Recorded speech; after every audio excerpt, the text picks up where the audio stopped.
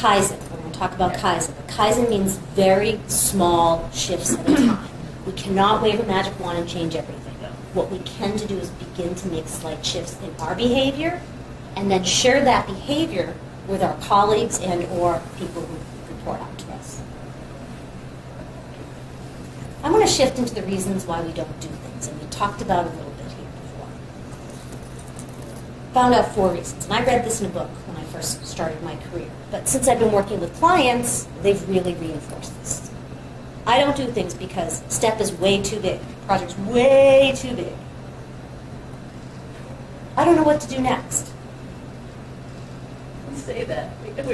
We'll say that in the middle of the day. I don't know what to do You said next. I have a strategy for that. It's psychological or emotional block for whatever reason. I can't clean out my husband's closet. He passed away. I had a really bad experience doing this presentation. I was mortified. I spilled coffee down my shirt. It's too hard for me to go. Psychological or emotional. Or it's physically out of our control. Why else would you choose it?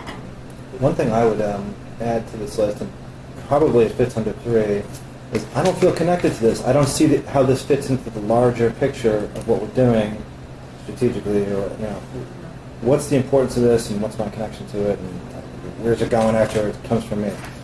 Like, it just feels dislocated. So that's probably psychological.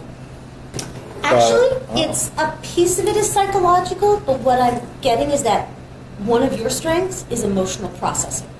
You need to have some sort of context, some sort of meaningful context. Meaningful is a good word. And we're going to talk about Relevance. relevance. Yeah. I think there might be one other issue that I don't know if you guys know, it's the chunk of time thing. I know something's going to take an hour, and I don't have an hour, and I keep not getting that hour to get started. And it's probably somewhat psychological. I probably don't want to do it, but that becomes the kind of excuse. It's actually, the step is too big and you don't know what to do next. Yeah. We need to Kaizen. It's my vote for the day. And then the second thing I'd say is that oftentimes here I think we get into the thing of giving people a piece of a project.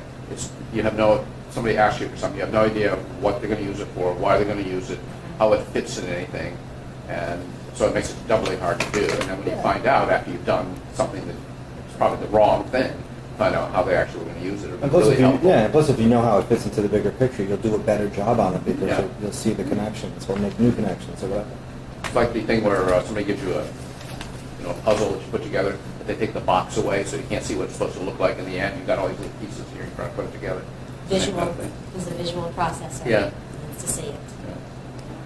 Somebody who's intuitive, they know from their gut, they can kind of feel what that's going to look like. Yeah. So it's one of the things that's important to you. So knowing that as you get started is a piece of what's going to help you move forward. So we've got all these challenges. We know what's getting in the way.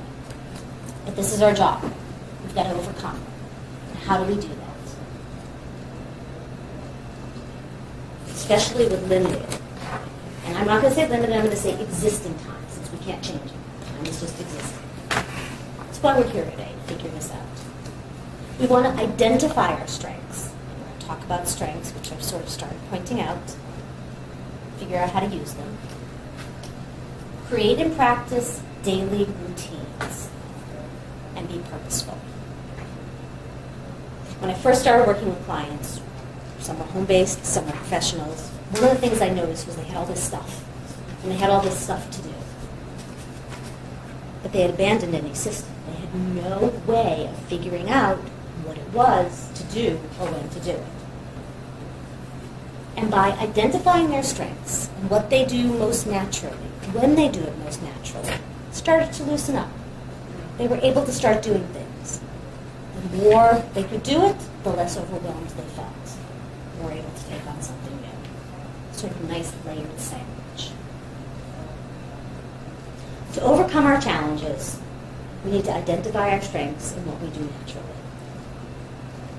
Once we start doing that, you definitely feel things start to ease.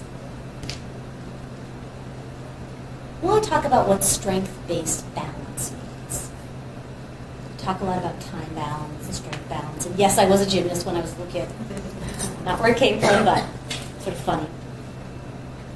Keep talking about knowing yourself. and knowing your strengths. And this might sound a little silly and a little simple, and maybe it is, but it doesn't have to be so complex.